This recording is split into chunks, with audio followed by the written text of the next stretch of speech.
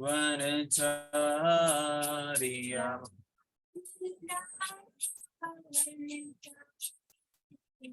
जय राधा माधव कुंज विहारी जय राधा।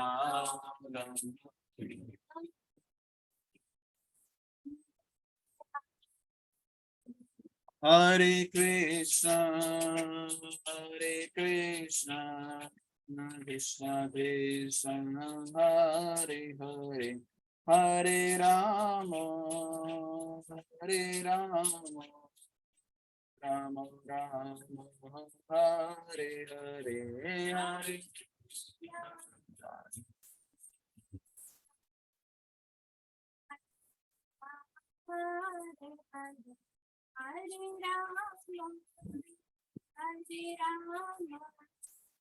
राम राम।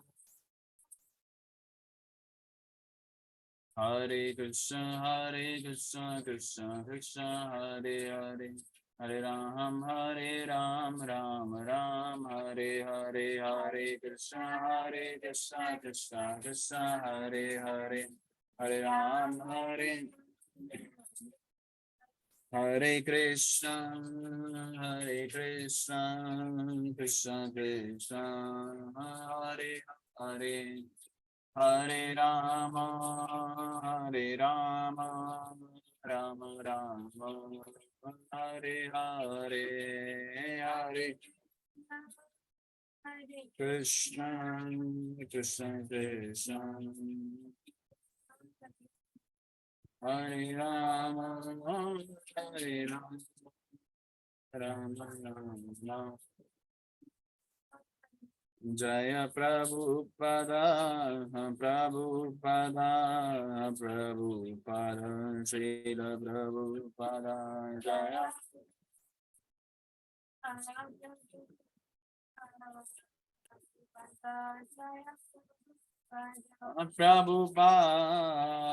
प्रभुपाद गुरुदेव जय जय प्रभु जय Shri Prabhupada.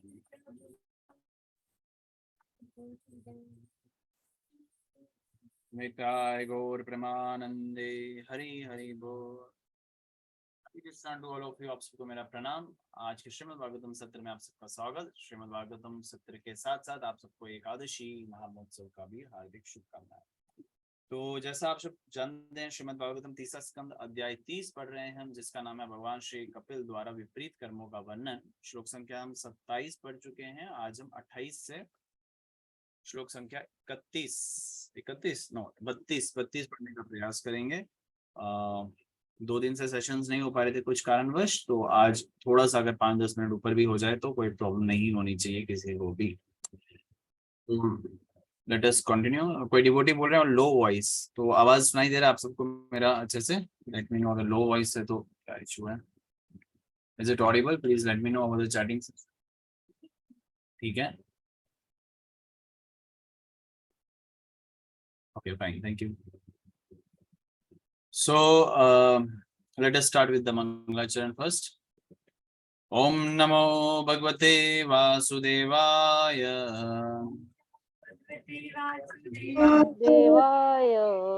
Namo Bhagavate Vasudevaya.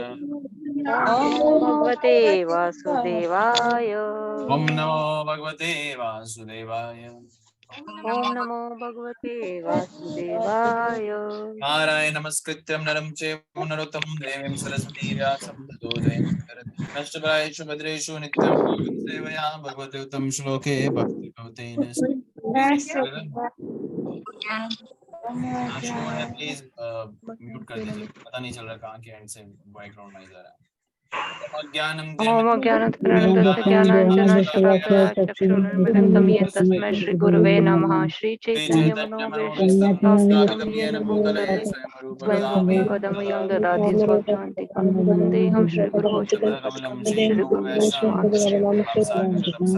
सागरजातं सहगणरघुनाथं साधुवेतं सावधूतं परिजन सहितं कृष्ण चैतन्य देवं श्री राधा कृष्ण पद श्री विशाखान्वितां हे कृष्ण करुणा सिंधु दीनबंधु जगत्पते जगत्पते भगवान राधा कांचन नमोस्तुते तप्त कांचन गौरांगी राधे वृंदावनेश्वरी विष्णुसुते देवी प्रणमामि हरिप्रिय वाञ्छाकल्पतरुभ्यश्च कृपा सिन्धुभ्य एव च पतितानां पावनेभ्यो वैष्णवेभ्यो नमो नमः। जय श्री कृष्ण चैतन्य प्रभु नित्यानंद श्रीवास गौर भक्त वृंद। हरे Krishna Krishna Krishna Hare Hare Hare Ram Ram Ram.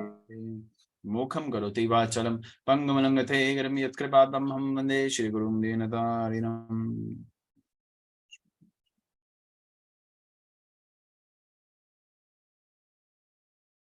So Srimad Bhagavatam, 3rd canto, chapter number 30, verse number 28.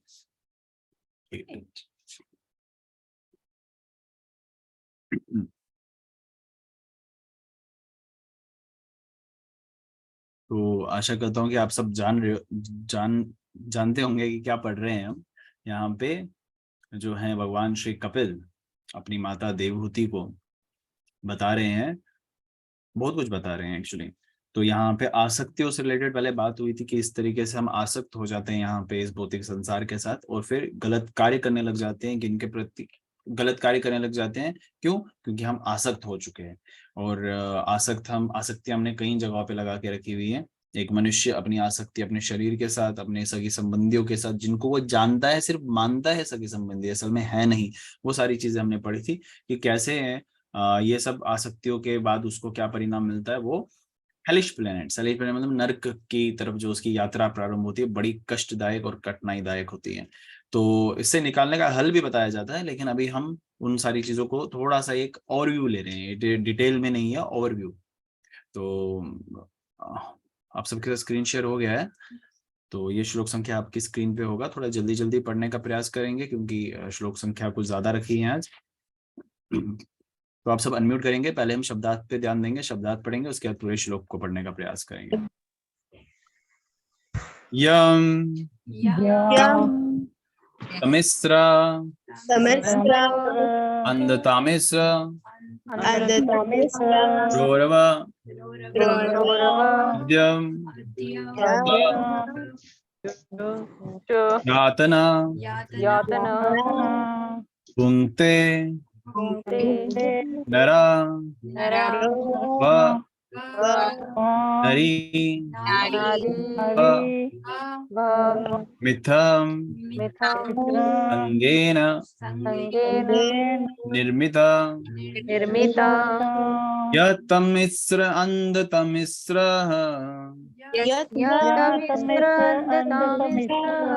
गौरव अद्य च यातना ते नरो व नारी वा मिथ्यां संगेन निर्मिता। Translation empowered by His Divine Grace A.C. Bhaktivedanta Dandi Guru Swami Jagadguru Srila Prabhupada की जय। जिन पुरुष तथा स्त्रियों का जीवन अवैध यौनाचार में बीतता है, उन्हें तामिस्त्र, अंधतामिस्त्र और रोरो नामक नरकों में नाना प्रकार की यातनाएं दी जाती है। ये नरकों के जो है नाम है, अलग अलग नरकों में भी अलग अलग डिपार्टमेंट्स होते हैं। देयर आर 28 प्रकार के नरक का वर्णन होता है। अब यहाँ पे विशेषकर बताया गया है men and women whose lives were built upon indulgence in illicit sex, उनको मिजरेबल कंडीशंस में डाला जाता है, बहुत कठिनाई में डाला जाता है, और नाम भी दिए गए कौन से नरकों में उनको धकेला जाता है सबसे पहले। तो तात्पर्य में विशेषकर श्रील प्रभुपाद क्या बता रहे हैं उन पे ध्यान दे दीजिएगा। भौतिकतावादी जीवन विषय जीवन पर आधारित है। विषय जीवन मतलब सेक्स लाइफ ओनली। उन समस्त भौतिकतावादी लोगों को जीवन जो जीवन संघर्ष में नाना प्रकार की यातनाएं भोग रहे हैं, काम वासनाओं पर आधारित है। अतः वैदिक सभ्यता में केवल सीमित रूप से विषय जीवन की अनुमति दी गई है। यह जीवन विवाहित दंपति युगल के साथ संतान उत्पत्ति के लिए है, किंतु जब अवैध इंद्रिय तृप्ति के लिए विषय जीवन का उपयोग किया जाता है तो स्त्री तथा पुरुष दोनों को इसी संसार में या मरने के बाद कठोर यातनाएं सहनी पड़ती हैं। इस लोक में उन्हें उन्हें सिफिलिस तथा गोनरिया जैसे रोग द्वारा पीड़ित होना पड़ता है। ये कौन से रोग है मुझे नहीं पता। और अगले जीवन में उन्हें अनेक नारकी यातनाएं भोगनी पड़ती है, जैसा कि यहाँ पर वर्णन हुआ है। हाईलाइट नहीं हो रहा आज। भगवद गीता में प्रथम अध्याय में अवैध विषय जीवन की अत्यधिक भर्त्सना की गई और यहाँ कहा गया है जो इस प्रकार में संतान उत्पन्न करते हैं वह नरक को जाते हैं। यहाँ पर भागवतम में इसकी पुष्टि की गई है कि ऐसे अपराधों को तामिस्त्र, अंधतामिस्त्र तथा रौरव नामक नरकों में जीवन बिताना पड़ता है। Okay, so this is very clear to all of this कि जो हमारा जीवन है सिर्फ और सिर्फ इस टॉपिक पे रिलेटेड नहीं होना चाहिए। जो विषय जीवन है वो मनुष्य जीवन उसके लिए नहीं मिला, क्योंकि बाकी सारी योनियां जो है उसके लिए मिली गई है। मनुष्य जीवन सिर्फ और सिर्फ इसी के लिए मिला है कि हम कृष्ण का चिंतन कर सके और वापस अपने उस पोजीशन को प्राप्त कर सके जो हमारा असली अस्तित्व है, जहां हम जिसके लिए हम असली बने हुए हैं, वो है भगवान की सेवा करना। और कुछ कार्य करने की आवश्यकता नहीं, और कोई भी कार्य करने की आवश्यकता नहीं है। नो यू मे आस्क और यू मे इंक्वायर और you may excuse, give your excuse की बहुत सारी रेस्पॉन्सिबिलिटीज हैं। माने या ना माने, ये रेस्पॉन्सिबिलिटीज हमारी द्वारा बनाई गई है, ये भगवान ने सिर्फ नहीं बनाई है। डोंट थिंक ये भगवान ने बनाई है। भगवान ने जो बनाना था वो बना दिया, लेकिन उसके बाद हमने we have created our own world, starting from Bhagavat, starting from Brahma ji. वो ब्रह्मा जी से शुरुआत होती है और वो चलती जाती है। और फिर जब हम मनुष्य जीवन में आते हैं वो बिकम मोर सिविलाइज्ड, इसको हम सिविलाइज्ड बोलते हैं। फिर हम क्या करते हैं, एक रिस्ट्रिक्शंस लगा देते हैं, नियम जिसको बोलते हैं, नियमावली लगा देते हैं। क्या, अगर हमें किसी के साथ कोई रिलेशन बिल्ड करना है, संबंध बिल्ड करना है, तो उसमें हम एक सेक्शंस में से हम ऑप्ट करते हैं कि हमारे साथ ये संबंध, इनके साथ ये होगा और उनके साथ ये हो सकता है। जैसे अगर कोई किसी की बहन है, वो शरीर से उसकी बहन है, लेकिन वो उसको शरीर से अपनी पत्नी नहीं बना सकता, ठीक है। तो सेम गोज फॉर एवरीवन। लेकिन अगर कोई शरीर से पत्नी है तो वो पत्नी उसकी माँ नहीं बनेगी, वो पत्नी उसकी बहन नहीं बनेगी, वो पत्नी है। तो कहाँ पे क्या जीवन बिताना है वो निर्धारित मनुष्य जीवन ने अपने हिसाब से किया। लेकिन अगर आप देखें पशु योनियों में या अन्य किसी योनियों में ये निर्धारित नहीं है, इस तरीके से सिविलाइज नहीं है। तो मनुष्य जीवन अगर इतना इंटेलिजेंस प्राप्त कर चुका है कि कहाँ पे क्या चीजें करनी है, तो यानी कि हमारे पास बुद्धि और भी बड़ी चीजों के लिए बनाई गई है। इसमें भगवान भगवद गीता में भी कहते हैं सबसे बड़ी जिज्ञासा क्या होती है, अथ तो ब्रह्म जिज्ञासा, भगवान के बारे में जानना, भगवान के साथ मेरा संबंध क्या है उसको जानना, उसको मैं स्थापित कैसे करूं उसको जानना, मेरा मनुष्य जीवन मुझे क्यों मिला है और मैं इस परिस्थिति में क्यों हूँ, या आने वाले जीवन में क्या परिस्थितियां प्राप्त कर सकता हूँ, क्या योनियां प्राप्त कर सकता हूँ। ये है मनुष्य जीवन का चिंतन करने की आवश्यकता, जो हम नहीं करते हैं। But what we do, we get, हमारी जो जीवन है वो सिर्फ और सिर्फ विषय जीवन पे आधारित है। अगर आप देखेंगे पूरा संसार इसी पे आधारित है, to attract the opposite gender. जो अपोजिट को क्या बोलते हैं, विपरीत जो लिंग है, जो जेंडर जो है उसको अट्रैक्ट करना, उसको आकर्षित करने की आवश्यकता है। और मेल जो है फीमेल्स को अट्रैक्ट करने के लिए इतने कार्य करते हैं और संसार ऐसे ही बनता है। अगर फीमेल्स ना हो, एक आकर्षण ना हो, तो मनुष्य जो ये मेल्स हैं या जो पुरुष है वो कार्य करना ही छोड़, वो क्या करता है, एक ये इसमें इसी चैप्टर में था ना कि वो क्या करता है, one get attract to the women, वो वुमेन के प्रति अट्रैक्ट हो जाता है, स्त्री के प्रति अट्रैक्ट हो जाता है, और फिर उसको खुश करने के लिए वो संसार की सृष्टि करता है, इस अपने घर बार की सृष्टि करना शुरू कर देता है। What to talk about the human life, मैं अभी दो चार चीजें तो मैं खुद देख के ही एक्सप्लोर कर सकता हूँ, या आप भी आगे पीछे देख सकते हैं। हमारे यहाँ पे अभी घर पे किसी ने, चिड़िया ने घोंसला बनाया हुआ था, and how beautiful she was making it perfectly.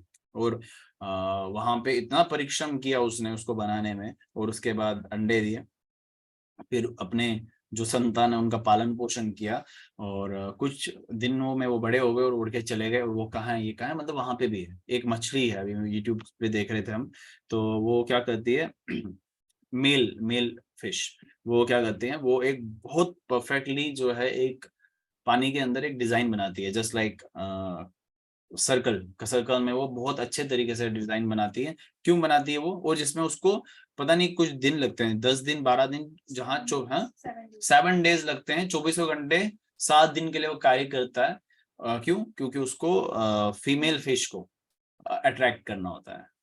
तो ये हर जगह है, अट्रैक्शन हर जगह है, लेकिन मनुष्य जीवन में इससे बढ़कर कुछ कर सकते हैं। हमारा जीवन इस पे निर्धारित नहीं होना चाहिए।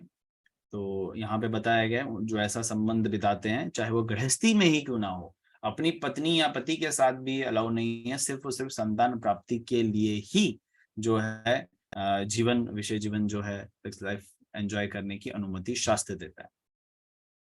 और इस पे भी श्रील प्रभुपाद बताते हैं, हमें पता चलता है श्रील गुरुदेव के माध्यम से कि क्या एक रूल्स एंड रेगुलेशंस उसमें बताए गए हैं। जो भगवान के भक्त हैं उनको दोनों पति और पत्नी को संबंध यानी कि संतान प्राप्ति करने से इच्छा से पहले, जैसे शास्त्रों में गर्भधान संस्कार की बात की गई है, वो गर्भधान संस्कार प्रभुपाद ने कैसे रखा है उसका एक जो है उदाहरण श्रील प्रभुपाद बताते हैं कि पहले तो गुरु से आज्ञा लेनी होती है। आज्ञा कहने का मतलब आशीर्वाद होता है कि हम गर्भधान संस्कार करना चाहते हैं, हमें अनुमति दे। गुरुदेव जब जो आपके अधिष्ठ गुरुदेव होंगे वो आपको जब अनुमति देते हैं तो आप क्या करते हैं, जो पर्टिकुलर शुभ कार्य शुभ दिन होता है उस दिन दोनों पति पत्नी अपने अपने 50 माला जो है करके करेंगे। दोनों 50 राउंड, वो 50 राउंड दूसरा, मतलब पति 50 राउंड और पत्नी 50 राउंड। और माता का मानसिक धर्म नहीं होना चाहिए, और वो आफ्टर जो मासिक धर्म है उसके बाद ही वो जो है प्लान आउट कर सकते हैं। और फिर ये करने के बाद they can have that to just be get Krishna conscious child, संतान प्राप्ति के लिए। तो इस तरीके से कृष्ण भावना में संतान प्राप्ति होगी। और आप देखेंगे यहाँ पे कुछ नरकों के नाम भी दिए गए जो हमने पिछले सेशन में भी पढ़ा था, तामिस्र, अंध तामिस्र, रौरव, जो इन लोगों को मिलते हैं जो इस तरीके से अपने जीवन को सिर्फ और सिर्फ इस तरीके से फोकस में रखते हैं कि नहीं, जीवन मेरा सिर्फ बना है, इसी के लिए बना। और maximum people in today's generation is involve in that. और हमारा जो आजकल जो आगे पीछे सराउंडिंग्स एटमॉस्फेयर है वो भी इसी पे निर्धारित है। आजकल तो लिव इन है, मतलब संतान प्राप्ति तो छोड़ो, विवाह से भी पहले लड़का और लड़की आपस में एक साथ रहते हैं। और साथ में रहने का मतलब होता है they just give a kind of, जैसे हम मोबाइल फोन खरीदने जाते हैं तो वो क्या देते हैं, हमें डेमो देते हैं, मोबाइल फोन देखो, आप देखो, चलाओ, आप देखो, इसमें कोई प्रॉब्लम नहीं है, कैमरा कैसा है, वो कैसा है, सब देख लो। तो वैसे ही शादी करने से पहले they give demo to each other, हम शादी के बाद कैसे देंगे। तो and people are promoting it, and don't be surprise कि आगे प्रमोट नहीं होगा इसको, सर बहुत आगे प्रमोट करेंगे। And divorce is become now very common.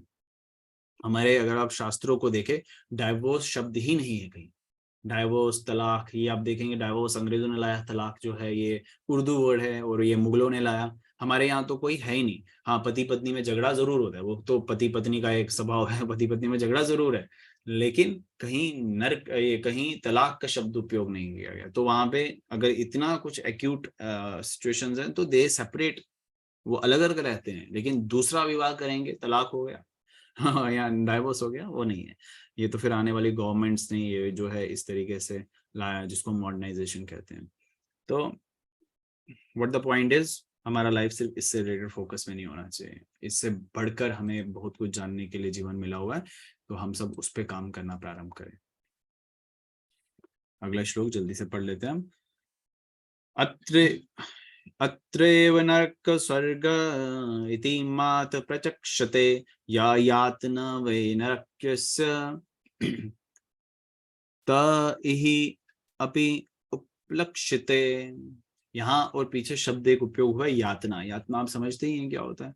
यातना मतलब होता है पनिशमेंट्स तो मिलती ही हैं, जिसमें बहुत बुरी पनिशमेंट्स मिलती हैं। जैसे अभी आप इस श्लोक में देख रहे हैं, भगवान कपिल कहते हैं, उन्होंने आगे कहा, श्री कपिल ने, हे माता, कभी कभी या ये कहा जाता है कि इसी लोक में हम नरक अथवा स्वर्ग का अनुभव करते हैं, क्योंकि कभी कभी इस लोक में भी नारकी यातनाएं दिखाई पड़ती है।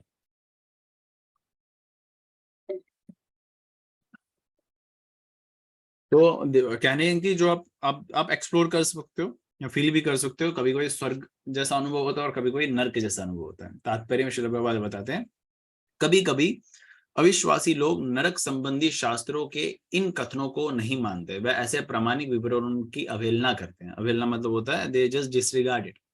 अतः भगवान श्री कपिल उनकी पुष्टि ये कहकर करते हैं कि नारकी परिस्थिति इस लोक में भी दिखाई देती है। ऐसा नहीं है कि ये केवल यमराज के निवास करने वाले लोक में ही है।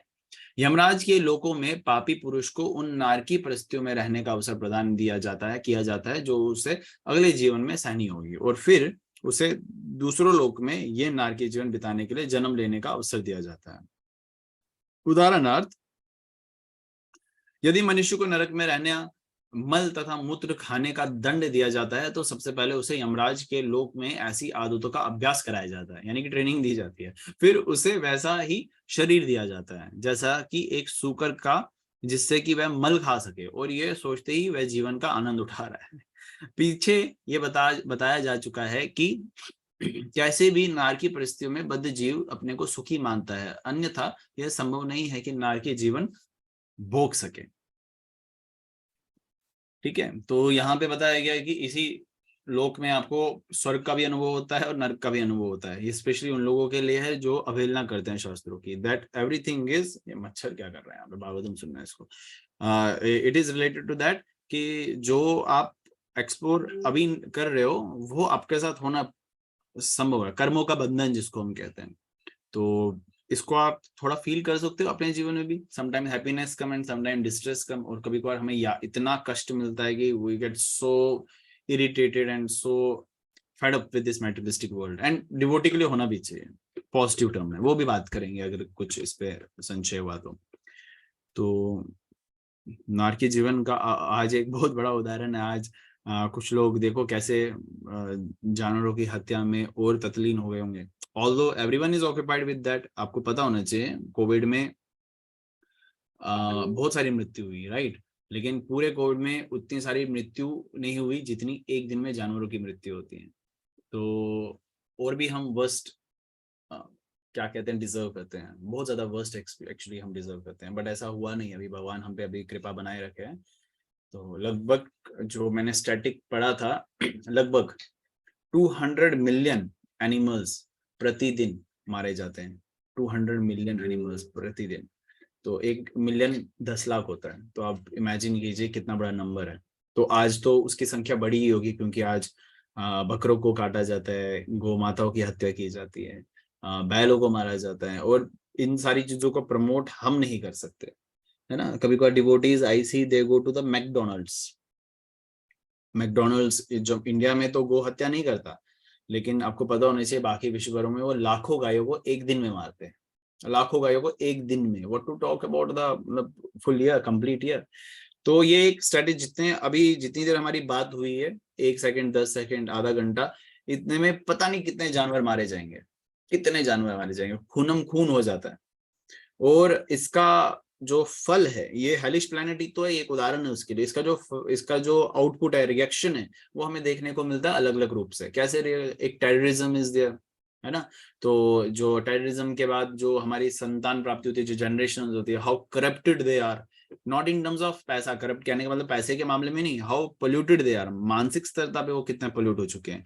ये उसका रिएक्शन है, क्योंकि जैसा आहार काटते हैं फिर खाएंगे, कंज्यूम करेंगे। आई सी डिवोटीज यूज लेदर प्रोडक्ट्स। कितने सारे जो है मंदिर में कभी कभार आते हैं तो लेदर बैग्स होते हैं उनके पास। यू शुड नो दैट कि these are not thing which can we can wear और प्रमोट। आपको बेशक एक नहीं पता हो इस बारे में, लेकिन प्रमोट नहीं कीजिए लेदर बैग्स को, लेदर बेल्ट्स को, या कुछ और रैगजीन खरीद लीजिए। अगर लेदर नहीं है तो कपड़े का ले लीजिए। There are lot of things which we can replace with, but ये सारी चीजें प्रमोट हाईली उस पर मत कीजिए। आजकल तो ऐसे वैसे खैर कुछ मंदिरों में इस पे बैन भी लगाया जा रहा है कि लेदर प्रोडक्ट्स को यूज नहीं करें, इतना प्रमोट मत कीजिए। कभी कभार आप परिस्थितियों में फंस जाते हैं आजकल, जैसे गाड़ी के सीट्स जो आती हैं वो लेदर की बनी होती हैं विद रेक्सिन, तो आप उसमें कुछ नहीं कर सकते, वो आपके कंट्रोल में नहीं है। लेकिन जहां आपके कंट्रोल में, वहां कंट्रोल करना सीख लीजिए।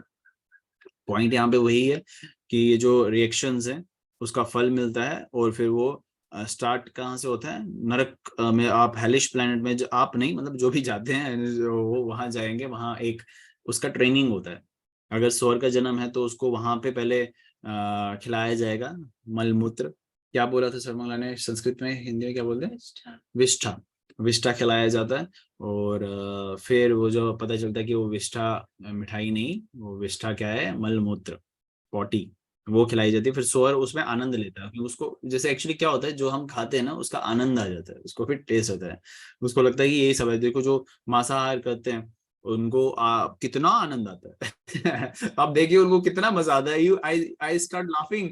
और फिर जब उनको कुछ बोले तो वो ऑफेंड हो जाते हैं, वो बोलते हैं अरे आप भी तो कभी खाते थे, ऐसे उदाहरण देते हैं। But the point here is not हम खाते थे या नहीं खाते थे, पॉइंट यहाँ पे बात हो रही है क्या आप उनको ऑब्जर्व कीजिए वो आनंद में क्यों डूबे, क्योंकि उनको गलत करने की आदत हो जाती है। Terrorist they enjoy killing someone, rapist they enjoy rapping someone, उनको अच्छा लगता है इसका क्रिया करना। आप उनको समझाना मुश्किल हो जाता है अनलेस वो खुद ना समझना चाहे।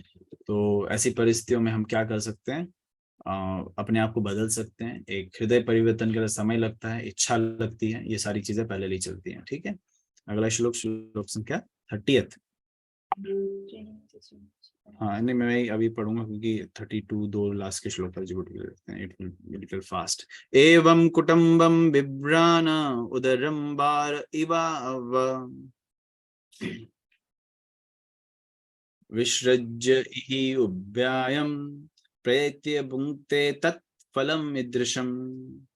इस शरीर को त्यागने के पश्चात वह व्यक्ति जो पाप कर्मों द्वारा अपना तथा अपने परिवार के सदस्यों का पालन पोषण करता है, नारकीय जीवन बिताता है, और उसके साथ उसके परिवार वाले भी नारकीय जीवन बिताते हैं। देखो यहाँ पे क्या बताया जा रहा है, परिवार का सदस्यों का पालन पोषण करता है। कभी कभार हमें ऐसे लगता है कि हमें वो पुण्य क्रियाएं कर रहे हैं, लेकिन उसका फल बड़ा मुश्किल होता है। बहुत इंपॉर्टेंट है ये समझना।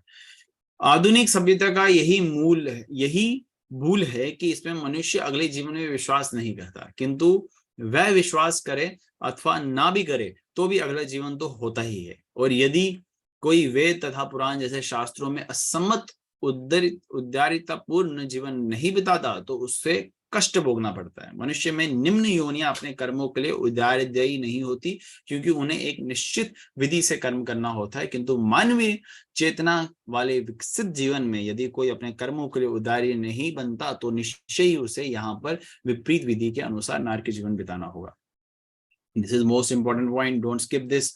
क्योंकि यहाँ पे क्या होता है, कभी कभार हम क्रियाएं करते हैं, या संसार में आप देखें लोग जो क्रियाएं करते हैं उनको लगता है हम पुण्य क्रियाएं कर रहे हैं, लेकिन असल में क्या होता है, वो अगर आसक्तियों से परिपूर्ण है, केंद्र कृष्ण नहीं है, आप जो है क्रिया करते करते इतने पाप कर देते हो, उसका फल जो है हम सबको भोगना पड़ता है।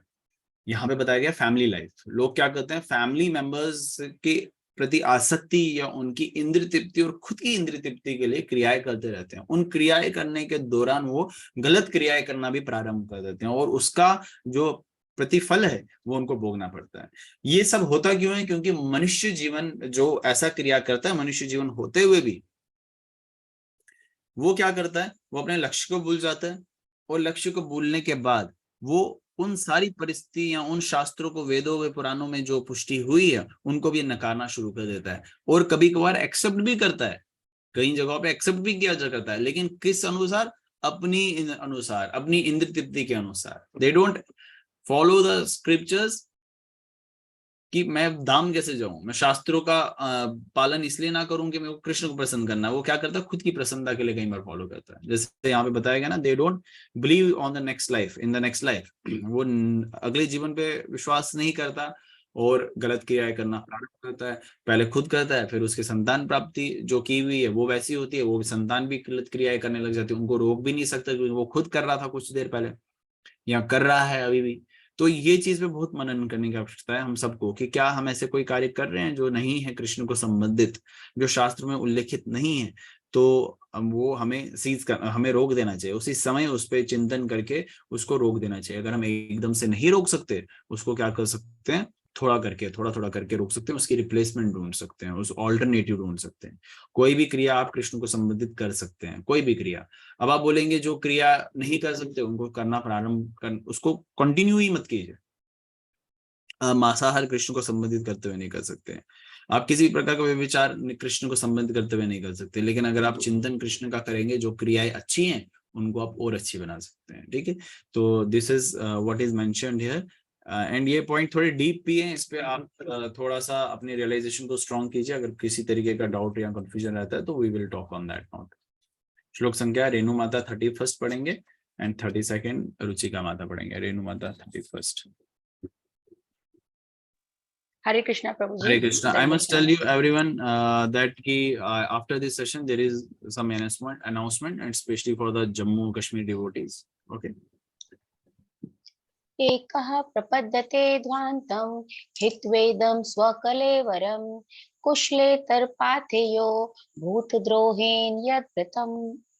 अनुवाद: इस शरीर को त्याग कर वह अकेला नरक के अंधतम भागों में जाता है और अन्य जीवों के साथ ईर्ष्या करके उसने जो धन कमाया था वही पाथे के रूप में उसके साथ जाता है। तात्पर्य: जब मनुष्य अनुचित साधनों से धन कमाकर उस धन से अपने परिवार का तथा अपना पालन करता है तो वह धन यद्यपि परिवार के कई अन्य सदस्यों द्वारा भोगा जा जाता है, किंतु नरक तो उसे अकेले ही जाना होता है। जो व्यक्ति धन कमाकर या दूसरों की स्पर्धा करके जीवन का आनंद उठाता है और जो अपने परिवार तथा मित्रों के साथ आनंद उठाता है, उसे अकेले ही ऐसे हिंसक तथा अवैध जीवन के पाप कर्मों का फल भोगना पड़ेगा। उदाहरणार्थ, यदि कोई मनुष्य किसी को मारकर कुछ धन प्राप्त करता है और उस धन से अपने परिवार का पोषण करता है, तो जो इस कमाए हुए काले धन का भोग करते हैं वे भी अंशतः उत्तरदायी हैं और उन्हें भी नरक भेजा जाता है। किंतु जो प्रमुख होता है उसे विशेष रूप से दंडित किया जाता है। भौतिक भोग का फल यही है कि पाप फल ही उसके हाथ लगता है, धन नहीं।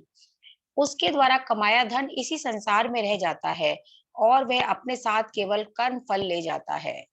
इस संसार में भी यदि कोई मनुष्य किसी व्यक्ति की हत्या करके कुछ धन प्राप्त करता है तो उसके परिवार को फांसी नहीं दी जाती, यद्यपि उसके सदस्य पाप से दूषित रहते हैं। किंतु जो व्यक्ति हत्या करता है और परिवार का पोषण करता है उसे ही हत्यारे के रूप में फांसी दी जाती है। प्रत्यक्ष अपराधकर्ता अप्रत्यक्ष भोक्ता की अपेक्षा पाप कर्मों के लिए अधिक उत्तरदायी है। अतः परम विद्वान चाणक्य पंडित कहते हैं कि मनुष्य के पास जो कुछ भी है उसे सत् कार्य में या भगवान के लिए व्यय कर देना चाहिए, क्योंकि कोई अपने साथ धन दौलत नहीं ले जाता। धन दौलत यही रह जाती है और नष्ट हो जाती है। अतः यह तो हम धन को त्यागें, अन्यथा धन हमें त्यागेगा, किंतु हम दोनों विलग होकर रहेंगे। जब तक धन हमारे पास है तब तक उसका सर्वोत्तम उपयोग यही है कि कृष्ण भावनामृत प्राप्त करने में इसका व्यय किया जाए। Okay, thank you. हरे कृष्ण मतलब प्रभु उसको जी, थैंक spend यू। हरे कृष्ण। तो इसका मतलब यानी कि हमें क्या करना है कि जो भी हम एक्वायर कर रहे हैं, धन यहाँ पे बताया गया, धन के साथ साथ चाहे कुछ भी हो, आपका टैलेंट भी हो सकता है, आपकी पढ़ाई भी हो सकती है, कुछ भी, वो कृष्ण को संबंधित करते हुए करें, क्योंकि कोई भी चीज हमारे साथ नहीं जाएगी। Whatever you are studying here, except, मतलब भागवतम की बात नहीं कर रहा हूँ, materialistic studying here is not going to take home back to godhead, है ना। वो आपको गोलोकधाम नहीं लेके जाएगा और ना ही आप कहीं उसको लेके जा सकते हो। तो पहले हमें क्या करना है, हमारा जो भी हम क्रियाएं कर रहे हैं वो कृष्ण को संबोधित करते हुए करें। यहाँ पे बताया गया है मनुष्य लेकिन भूल जाता है, वो अलग अलग तरीके से अनुचित साधनों से, अनफेयर मीन से धन कमाना लग जाता है।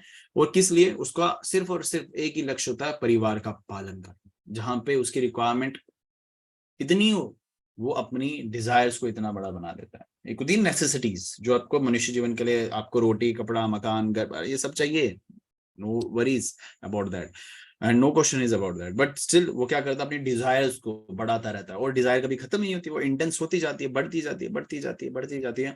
और इसके पीछे जो वो गलत कार्य करता है तो उसका परिणाम उसको देखने को मिलता है, उसका परिणाम उसके परिवारजन को भी देखने को मिलता है। यहाँ पे वही बताया गया ना,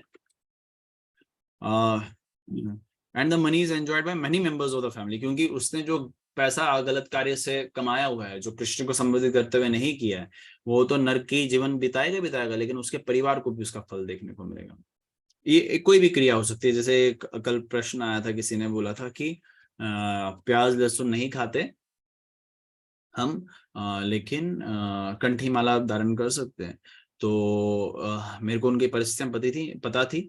वो प्याज लहसुन नहीं खाते, नॉनवेज भी नहीं खाते, लेकिन नॉनवेज बनाते, नॉनवेज सर्व करते हैं। तो मैंने बोला कि नहीं, मतलब अगर आप प्याज लहसुन खा रहे होते, नॉनवेज सर्व नहीं कर रहे होते, नॉनवेज बना रहे नहीं होते, तो शायद मैं उसकी अनुमति दे देता। लेकिन क्योंकि वो आप प्याज लहसुन को अगर आप छोड़ने की इच्छा रखते हो तो ठीक है, डिवोटीज को हम रिकमेंड कर भी सकते हैं। लेकिन अगर हम प्याज लहसुन नहीं खा रहे हो, नॉनवेज भी नहीं खा रहे हो, लेकिन नॉनवेज बना रहे हो, नॉनवेज कुक कर रहे हो, आपको तो वो नहीं करना चाहिए। वो डिपेंड करता है सिचुएशन पे, वो हम कैसे उसको गाइड करेंगे। बिकॉज उनकी परिस्थितियां मैं जानता था, ये सब पे लागू नहीं होता है, लेकिन परिस्थितियों पे निर्भर करता है। जो आपके साथ चल रहे होते हैं व्यक्ति, उनको आप देखते हो, आप उन पे सोचते हो कि वो किस परिस्थितियों में क्या क्रियाएं कर रहा है, तो उस परिस्थिति में उनको रिकमेंड नहीं किया जा सकता, बिकॉज वो उनकी आवश्यकता नहीं है, ना ही उनकी कोई कंपल्शन है कि वो क्रिया करनी ही करनी है। तो जैसे एक ऑफ कोर्स एक माता थे जो कुछ परिस्थितियों में फंसे हुए थे, तो वो जो हमारे एक one of the regulatory principles follow नहीं कर पा रहे थे, वो मेंशन नहीं कर सकता यहाँ पे, वो नहीं कर पा रहे थे कुछ कारणवश। तो लेकिन उनकी परिस्थितियों को देखते हुए हमने बोला कि आप कंठी माला धारण कर सकते हो, 16 माला जब कर रहे हो, जो कंठी माला वो बहुत इंटेंसली वो कर रहे थे, and she is doing right now, and अब थोड़ा सा वो समय परिस्थिति अनुसार अब वो और भी अच्छे से डिवोशन में आगे बढ़ रहे हैं। तो यहाँ पे वही चीज है कि परिणाम उसका देखने को मिलता है। आप नॉनवेज खा नहीं रहे हो, आप नॉनवेज बना रहे हो, बना भी नहीं रहे हो, आप ला रहे हो, ला भी नहीं रहे हो, आप उसको सर्व कर रहे हो, सर्व भी नहीं कर रहे हो, लेकिन आप उसको प्रमोट कर रहे हो, आपको भी उसका परिणाम देखने को मिलेगा। नॉट इक्वल टू जिसने खाया है, लेकिन देखने को मिलेगा। अब इसका उदाहरण नहीं समझते हैं लोग, लेकिन आपको मैं समझाऊं बोल्ड लेटर्स में, अगर किसी एक घर पे चोरी हो रही है, करने वाले दो फ्रेंड्स हैं चोर, लेकिन जो दो हैं वो बोलते हैं हम चोरी में नहीं करेंगे, चोरी नहीं करेंगे। बोलते अच्छा यार प्लीज आप ऐसा करना, अगर कोई आ जाए ना घर पे तो हमें बता देना, हमें फोन कर लेना या किसी तरीके से हमें हिंट दे देना। तो वो क्या करते हैं, वो दो दरवाजे पे खड़े हो जाते हैं फ्रेंड्स, बोलते तुम चोरी करो, हम चोरी में इन्वॉल्व नहीं होंगे, लेकिन अगर कोई आएगा तो हम बता देंगे। लेकिन अगर हम देखें कॉन्स्टिट्यूशनली या और थोड़ा सा दिमाग का भी उपयोग करें, कि वो भी दंडित हैं, वो भी उसमें इन्वॉल्व हैं। अब बेशक उस तरीके से इन्वॉल्व नहीं है, लेकिन इन्वॉल्व तो हैं। तो इसलिए अपराध करना बहुत गलत है, लेकिन अपराध को सहना और सपोर्ट करना भी गलत बताया गया शास्त्रों में। तो उसके खिलाफ हमें आवाज उठानी चाहिए, उसके खिलाफ हमें बोलना चाहिए, चाहे वो आपके परिवार के सगी संबंधी हो, चाहे वो कोई आपके यार दोस्त हो, चाहे वो कोई और क्यों ना हो। अगर वो गलत क्रियाएं करे, उस गलत क्रिया को सपोर्ट मत कीजिए। अब उस व्यक्ति विशेष के प्रति आपका कोई जो है एक नहीं, स्नेह भाव तो होना चाहिए, कोई आपका दुश्मनी नहीं, उस व्यक्ति विशेष के प्रति आपकी कोई निंदा नहीं कर रहे हो आप, लेकिन आप उस क्रिया के प्रति निंदा कर रहे हो। तो हमारा जो मिशन है, पर्टिकुलर व्यक्तिगत विशेष के प्रति, किसी भी इंडिविजुअलिटी के प्रति क्रिटिसाइज करना है, उसको फेवर करना नहीं है, हमारे उनके क्रियाओं को लेके हमें उनको जो है क्रिटिसाइज करना चाहिए। सो इसलिए we should be very compassionate. हम सबको, चाहे वो हरिनाम सुन रहा हो, नहीं सुन रहा हो, कैसा भी कार्य कर रहा हो, एक दयावान होना चाहिए, एक हमेशा कृपा बरसानी चाहिए। और प्रभुपाद की कृपा असीम है, अगर हम सर्व करना जानते हैं तो। ठीक है, अगले श्लोक को भी लेके चलते हैं। अभी श्लोक संख्या 32, आज थोड़ा फास्ट लेके चल रहे हैं। रुचिका माता जी पढ़ेंगे, तो इट विल टेक 3-4 मिनट्स। हरे कृष्णा। हरि बोल, हरे कृष्ण। देवेना साधितं तस्य शमलं निर्ये पुमान् भुक्ते कुटुम्बपोषस्य ऋत्विता इवातुर।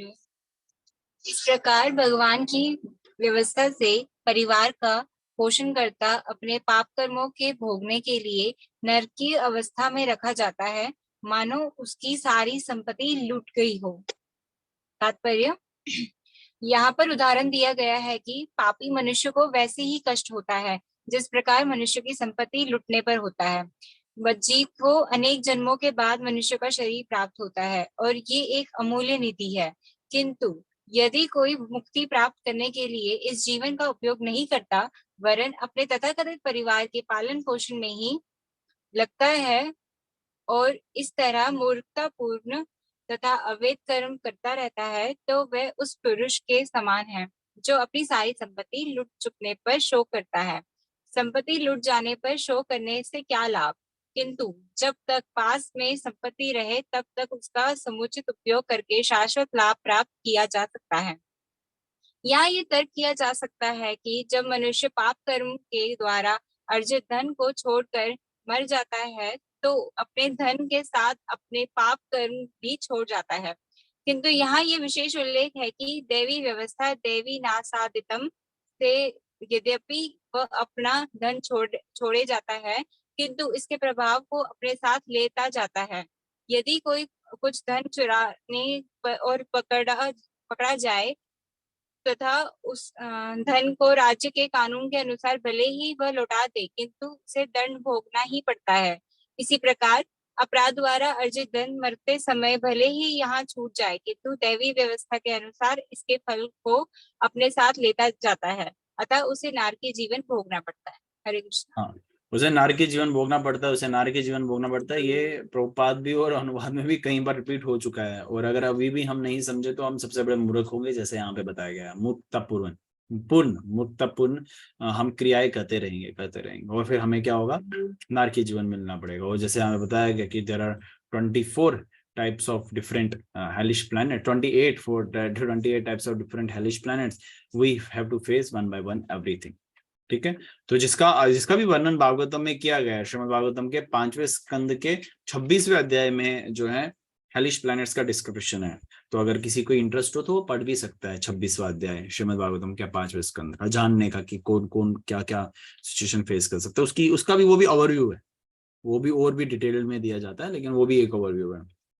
जैसे यहाँ पे बताया गया, जो सिर्फ और सिर्फ अपने मेंटेन करना चाहता है अपने फैमिली लाइफ को और क्रियाएं करते रहता है, तो उसको अंधता मिश्र मिलता है। तो जाहिर है वो वहां पे बताया गया जो गलत ढंग से जो क्रियाएं करता है, लेकिन अगर कृष्ण को स्मरण नहीं रखता तो वो गलत क्रिया ही होती है। कृष्ण आपके स्मरण में नहीं है तो सारी क्रियाएं गलत हो जाएंगी। तो आपको पता ही नहीं है आपने यज्ञ की आहुति कहाँ देनी है, तो वो यज्ञ ही क्या मतलब रहा। तो बद्ध जीव को अनेक जन्मों के बाद मनुष्य का शरीर प्राप्त होता है, बहुत जन्मों के बाद। ये क्या है, यहाँ बताया गया अमूल्य निधि, वैल्यूएबल एसेट है, ये एक बहुमूल्य रत्न है आपके पास, ये मनुष्य शरीर। ये शरीर क्या है, आपको मिला, आप ये शरीर नहीं है, ये आपको मिला है। तो इस शरीर का उपयोग करना चाहिए, हमें इस शरीर को यूज में लाना चाहिए। How stupid and rascals we be अगर हम इसको उपयोग में नहीं लाएंगे। मान लो आपके पास किसी के पास बैलगाड़ी है, और किसी के पास बाइक है, किसी के पास क्या इलेक्ट्रिक स्कूटी है, और किसी के पास गाड़ी है 4 व्हीलर, और किसी के पास 4 व्हीलर में भी BMW है, किसी के पास ऑडी है। तो जाहिर है जो ऑडी और BMW वाला होगा तो वो एक उसका जो जर्नी होगा वो आरामदायक होगा, उसको उपयोग में लाना है। लेकिन वो क्या करेगा, BMW में कपड़े सुखाएगा, क्या ये बुद्धिमानता की निशानी होगी? नहीं होगा। तो वैसे ही हमें भी जो है बुद्धिमानता की निशानी कैसे दिखानी, इस शरीर को, यानी कि जो ये वाहक है, ये हमें एक वाहक की तरह ले सकते हो, इसको बहुत उपयोग में लाना है। कृष्ण कॉन्शियस लाइफ जीना है, कृष्ण चेतना में हमें जीना है। और देखिए इसमें जीवन का परिवर्तन होगा, हृदय परिवर्तन होगा, आप एक अच्छे ही इंसान बनेंगे, बुरे इंसान की पॉसिबिलिटीज खत्म हो जाएगी, आपका अहंकार कम ही होगा, ज्यादा नहीं होगा, कम होगा, और आप जो है एक आनंदमय जीवन जिएंगे एक उद्देश्य के साथ। और अगर सफलता तो कृष्ण के हाथ में है, लेकिन अगर असफलता भी प्राप्त हुई तो भी आपका जो अगला जीवन है मनुष्य का ही होगा। तो इसमें तो प्रॉफिट ही प्रॉफिट है, नो लॉस। लेकिन अगर आप इस शरीर से आसक्त हैं, प्रहलाद महाराज जी कहते हैं ये एक शरीर बोरी के समान है, बोरे के समान है, इस बोरे में 9 छेद है, 9 छेद मतलब 9 द्वार जो हमारे शरीर के होते हैं।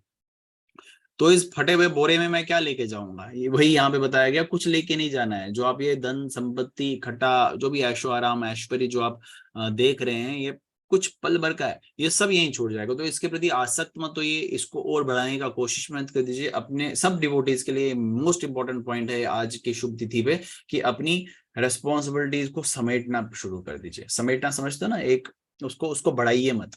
और जो अभी मतलब जो those who are in the student life, या जो अभी जॉब करना है, जिसको अभी विवाह करना है, तो उनके लिए ये बहुत क्रूशियल स्टेप है। लाइक मैं अभी नवविवाहित ही हूँ, ज्यादा समय मुझे भी नहीं हुआ है, अप्रोक्स 2-2.5 साल हुआ है। तो आप सब अभी जो है कुछ विवाह करेंगे, कुछ अभी आगे और बढ़ेंगे, तो आप सबको भी एक चिंतन बहुत इंपॉर्टेंटली करना है कि हमें रेस्पॉन्सिबिलिटीज को एक्सपैंड नहीं करना चाहिए। अगर दाम जाना है तो हमें रेस्पॉन्सिबिलिटीज को एक्सपैंड नहीं करना चाहिए, उसको समेटने का प्रयास कीजिए कि मैं कम कैसे यूटिलाइज कर सकूं। अगर आप एक्सपैंड करेंगे, ध्यान से सुनिए इस पॉइंट को, अगर आप उसको एक्सपेंड करेंगे तो आपको उस रेस्पॉन्सिबिलिटी को बहुत अच्छे से निभाना पड़ेगा।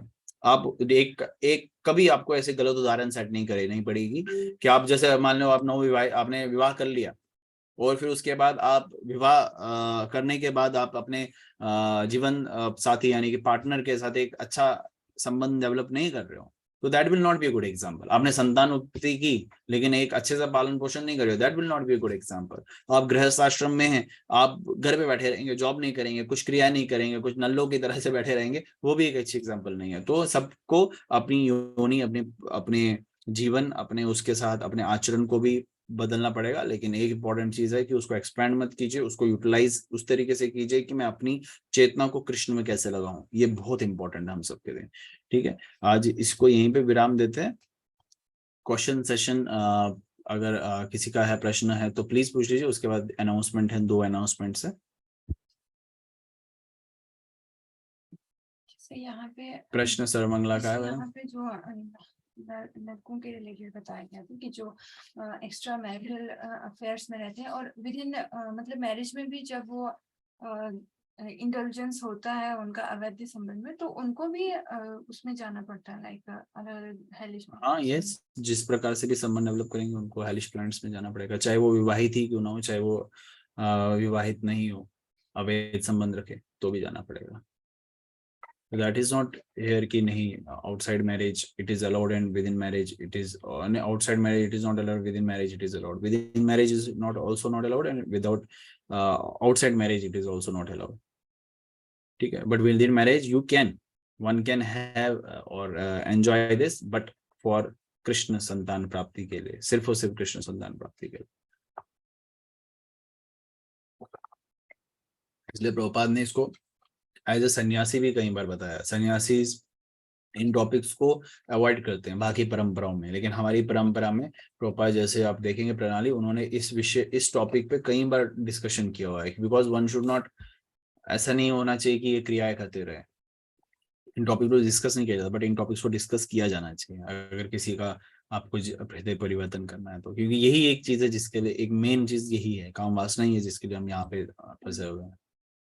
ओके, और दूसरा ये है जैसे बताया गया कि फैमिली का जो पालन करने वाला है, अगर वो गलत तरीके से धन अर्जित करता है तो फैमिली को भी उसका परिणाम भुगतना पड़ता है। Not equivalent, yes. हाँ, तो फिर मतलब फैमिली का उसमें कोई रोल भी नहीं रहा। नहीं, फैमिली का रोल है, फैमिली का रोल है। अगर उस फैमिली को पता ही नहीं है कि हमारा जो पालक है वो हमारे किस प्रकार से धन अर्जित करता है। नहीं, एक्चुअली 2 चीजें होती हैं इसमें। यहाँ पे बताया गया है कि अगर कोई धन अर्जित कर रहा है, गलत तरीके से कर रहा है, उसको तो उसका फल देखने को मिलेगा, उसकी फैमिली को भी देखने को मिलेगा, लेकिन उस सेंस में नहीं देखने को मिलेगा, देखने को मिलेगा। ठीक है, कंपैरिजन में कब देखने को मिलेगा, लेकिन देखने को मिलेगा। एक तो क्यों देखने को मिलेगा, क्योंकि वो शरीर से उसके संबंधित है। ठीक है, शरीर से संबंधित है तो कर्मों का फल देखने को मिलेगा ही मिलेगा। इसमें और भी उदाहरण मैं बताऊंगा।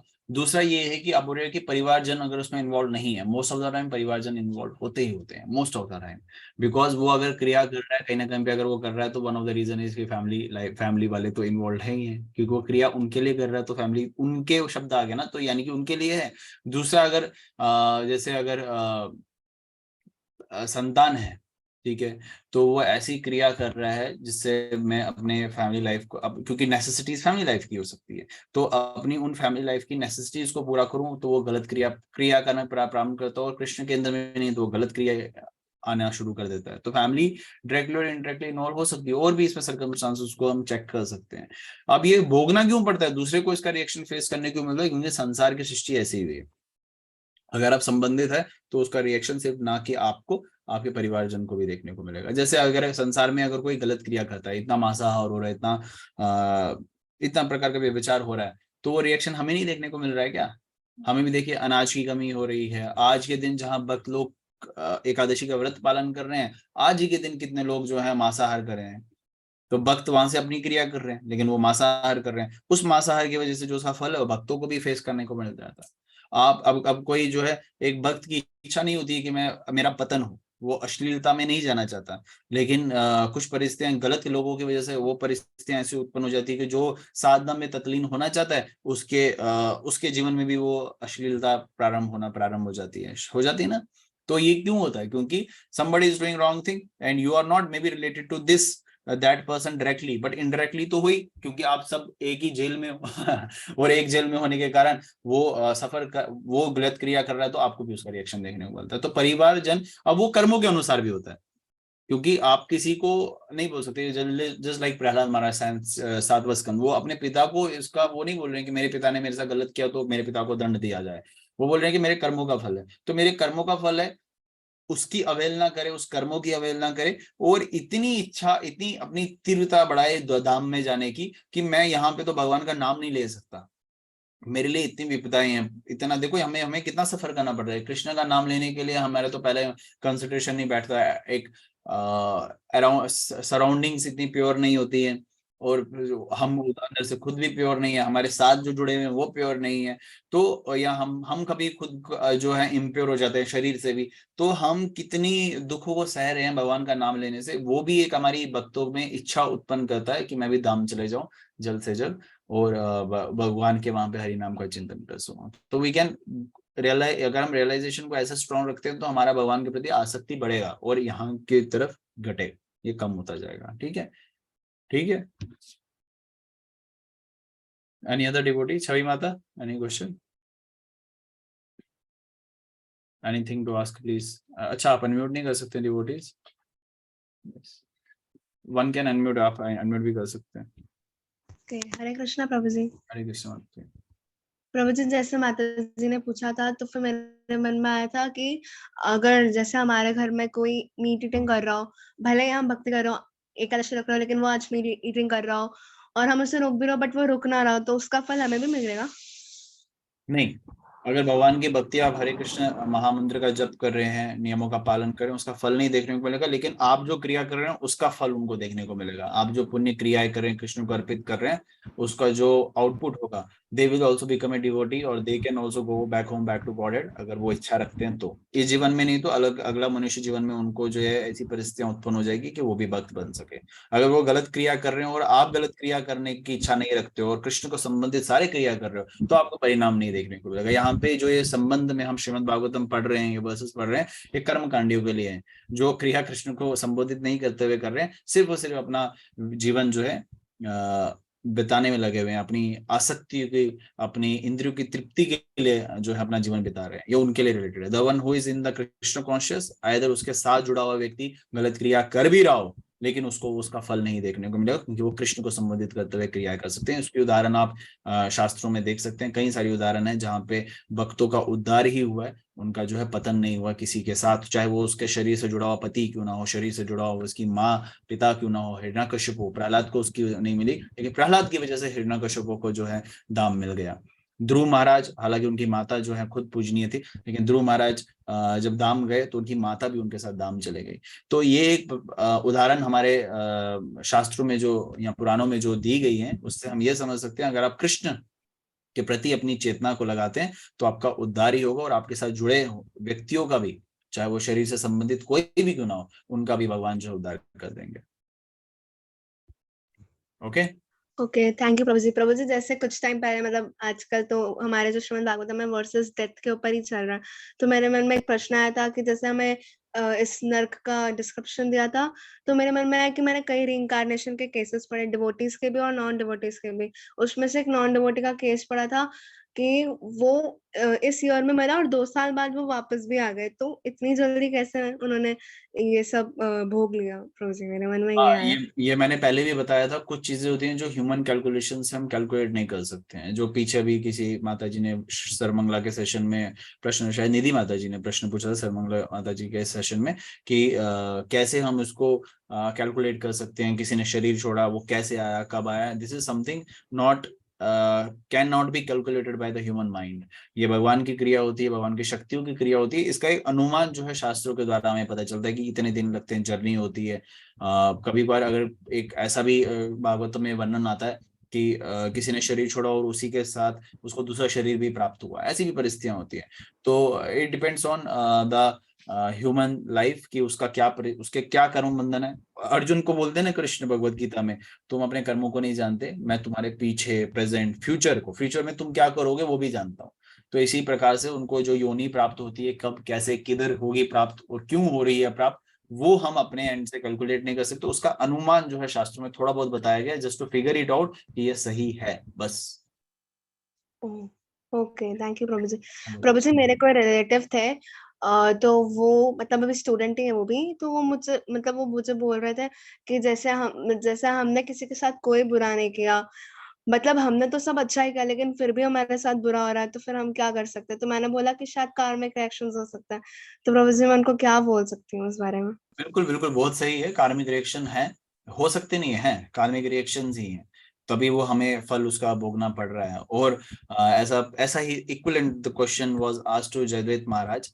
किसी ने प्रश्न पूछा था कि हम यहाँ पे अच्छों के साथ बुरा होता है, बुरों के साथ अच्छा होता है, ऐसा क्यों हो रहा है? हम तो अच्छे हैं तो हमारे साथ बुरा क्यों हो रहा है? तो जयदेव महाराज जी ने बहुत बोल्ड लेटर्स में बोला था, अच्छा कौन है यहाँ पे अच्छा? सबके सब बुरे हैं, ब्रह्मा जी से लेकर चींटी तक सबके सब बुरे हैं, सब ने कुछ क्रियाएं की हुई तभी भौतिक संसार में आए हुए। तो इस चीज को अपने दिमाग से हम सबको निकालना पड़ेगा, उनको भी निकालना पड़ेगा। इस संसार में कोई अच्छा है ही नहीं।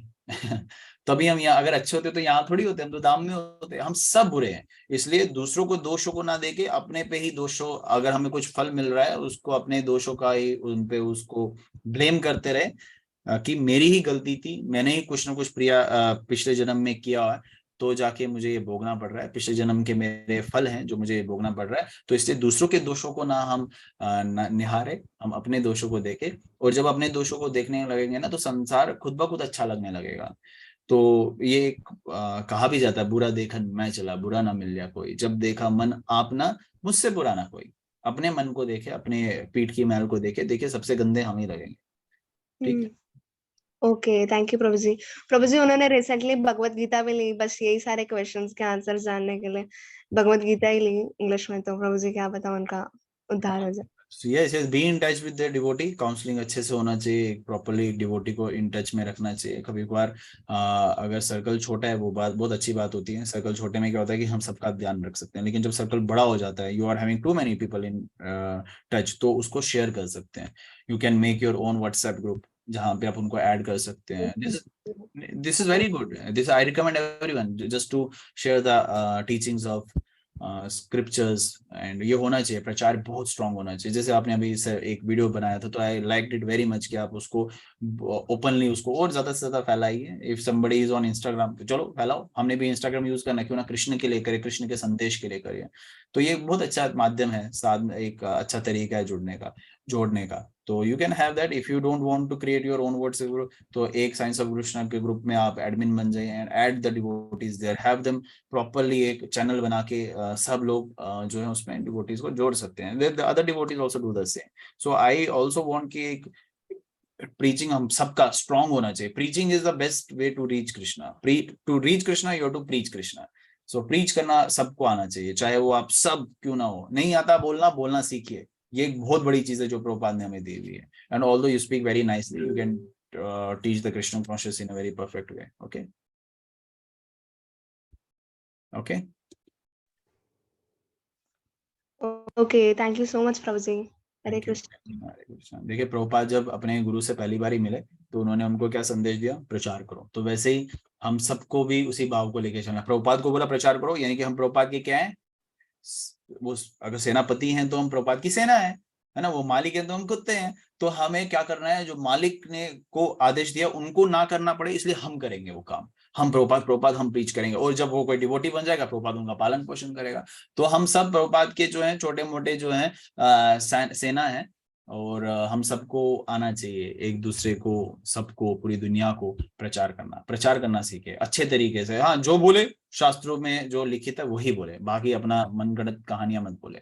अभी लोगों को पसंद नहीं आता, जैसे यहाँ पे लिखा है ना, नेक्स्ट लाइफ में बिलीव नहीं करते। मैं ऑफिस में कभी बोल रहा हूँ, नेक्स्ट लाइफ किसने देखी है सर?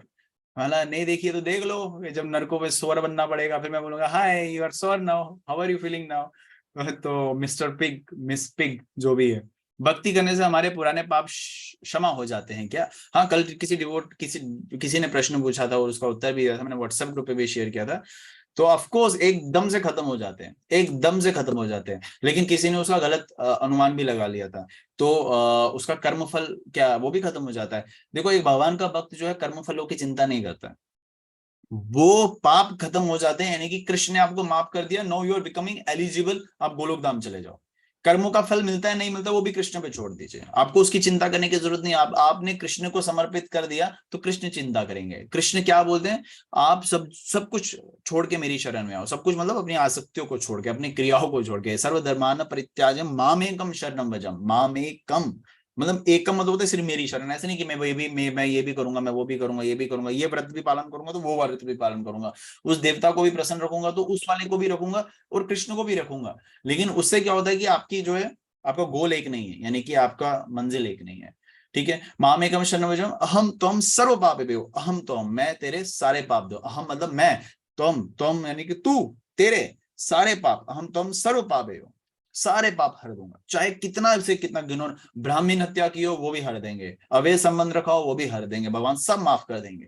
तो बस हमारी डिजायर इंटेंस होनी चाहिए। ठीक है, अभी हम सेशन को क्लोज करने के मूड में। अभी किसी को प्रश्न है तो वो पूछेगा व्हाट्सएप के माध्यम से। अभी एक कुछ इंपॉर्टेंट रिकॉर्डिंग्स है, इंपॉर्टेंट अनाउंसमेंट्स है। ग्रंथराज श्रीमद् भागवतम की जय। Just wait a second.